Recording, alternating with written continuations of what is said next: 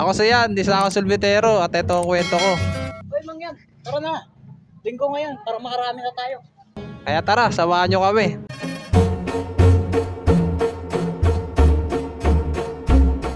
Ito nga flavor ko ngayon, keso saka chocolate. Kaya pag nakita nyo ako mga boss, bumili kayo. At itong ibuwi na mano ko, yung asawa ng kuya ko. Tol, mabili ka hapon?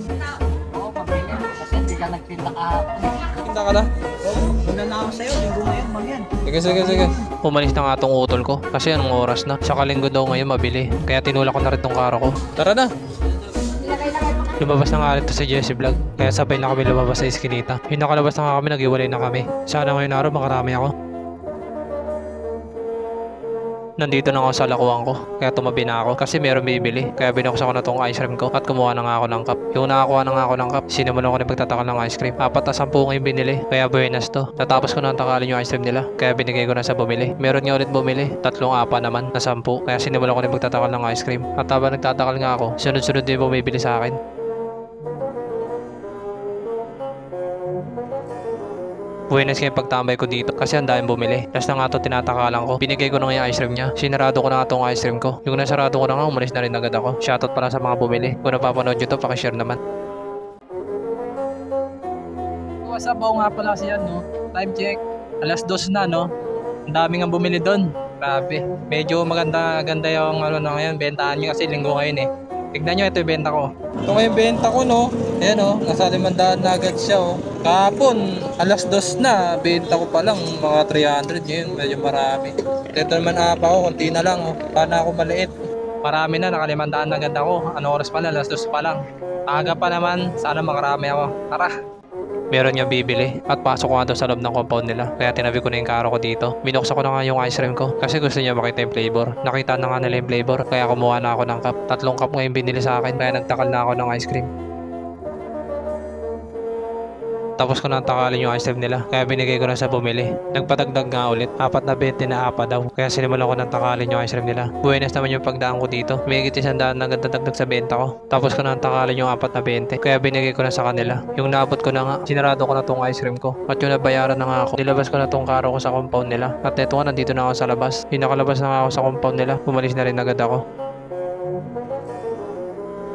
Pero piligan nga pala yung spaghetti. Ayun o. Happy birthday pala dito. Proud to yun. Kaya thank you ha. Happy birthday pala doon. Ha? Ay sticker eh. Ice cream na lang. Hindi kita. Ano? Birthday mo naman eh.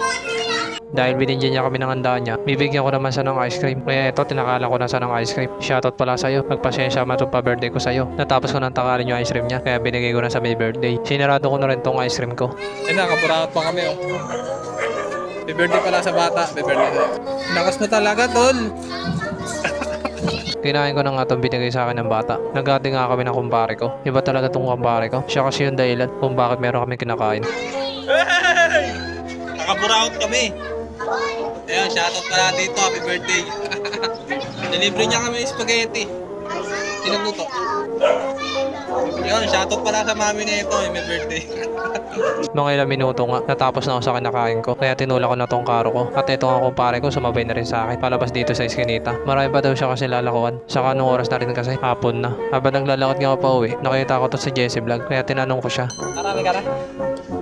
Tinabi ko muna nga yung karo ko dito at pinuntahan ko nga siya. Sinilip ko nga yung ice cream niya kung marami pa. Ay sabi niya nakarami na daw siya. Konti na nga lang. At meron yung batang lumapit sa amin. Nangingi nga ng sticker. Kaso wala na. Bumalik na nga ako sa karo ko. Yung nakabalik na nga ako. Tinulak ko na nga tong karo ko. Nagpaalam na ako kay Jesse Vlog na alis na ako. Bigla ko naalala yung benta ko pala. Kaya tinabi ko muna yung karo ko dito at pinuntahan ko na nga itong perahan ko. Binuksan ko na nga at itong yung benta ko ngayon. At itong buo na sa 800. At yung mga barya naman nasa 500. Sinarado ko na nga. Ubus na nga rin yung hapa ko. Cup na lang natira. Hey, what's up? Oo nga pala siya, no? Time check. 5:46 na ng hapon. At ayun nga, ang benta ko ay 1.3. Maganda rin kasi ano, naka 1.3. Hindi ka doon nakaraan. 1,000 lang. Bali yung akin doon, 500. Yung 800 sa amo ko. Please na ako. Pagkatapos ko ipakita sa inyo yung benta ko, pumalis na rin agad ako dito. Malapit na nga lang sa amin to. Kung nagustuhan mo pala yung kwento ko, pakalate naman sa share. Kahit yun lang, malaking bagay na sa akin yun. Pakipollow na rin ako sa subscribe. Hanggang dito na lang mga boss, salamat.